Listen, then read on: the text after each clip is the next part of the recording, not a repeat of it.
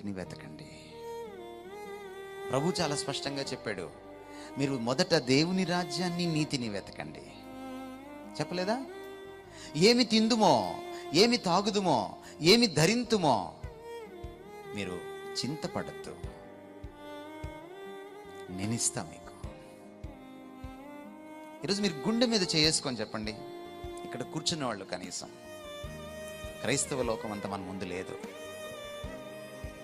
గుండె మీద చేసుకొని, నాకు ఈ లోక సంబంధమైన నా ఉద్యోగము, ఏం బట్టలు వేసుకోవాలి, ఇల్లు కట్టుకోవాలి, మా అమ్మాయికి పెళ్లి చేయాలి, వగేరా వగేరా వగేరా, వీటి మీద ఉన్నంత చింత, శ్రద్ధ నా ప్రభువు మీద ఉంది నాకు.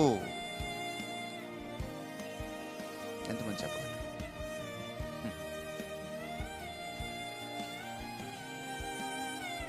ఈరోజు క్రైస్తవం ఎలా తయారైందంటే, బోధకులు కూడా అలాగే తయారయ్యారు.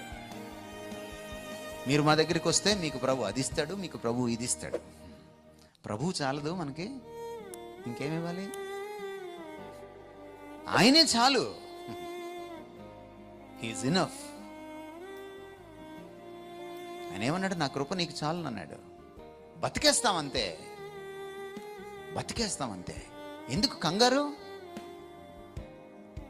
చర్చికి వచ్చిన తర్వాత కూడా, ప్రభు దగ్గరికి వచ్చిన తర్వాత కూడా ఈ మెటీరియల్ ఆశలు, ఈ భౌతిక పరమైనటువంటి ఆశలు, కోరికలే మనకు ప్రార్థనలుగా మారుతున్నాయి. కాదంటారా? కాదంటారండి? మన ప్రార్థనలను ఒకసారి రికార్డ్ చేసి చూడండి. మన ప్రార్థనలో ఎంత భౌతికమైన విషయాలు ఉంటాయి, ఎన్ని ఆధ్యాత్మికమైన విషయాలు ఉంటాయి. మీరు పరలోక ప్రార్థన చెప్తారు చాలామంది. ఒకసారి పరలోక ప్రార్థనని స్టడీ చేయండి. అందులో భౌతికమైన విషయాలు ఎన్ని? ఒక్కటే, నేడు మాకు మా అనుదిన ఆహారము ఒక్కటే, మిగిలిందంతా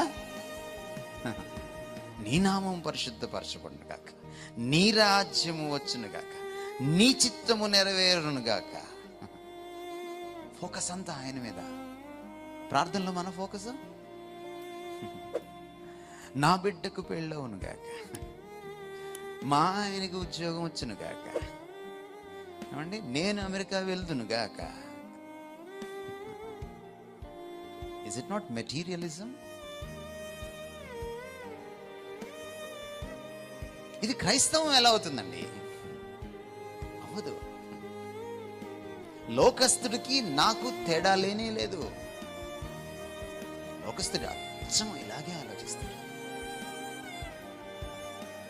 ఈయనేమంటున్నాడు అంటే, మాకొద్దా?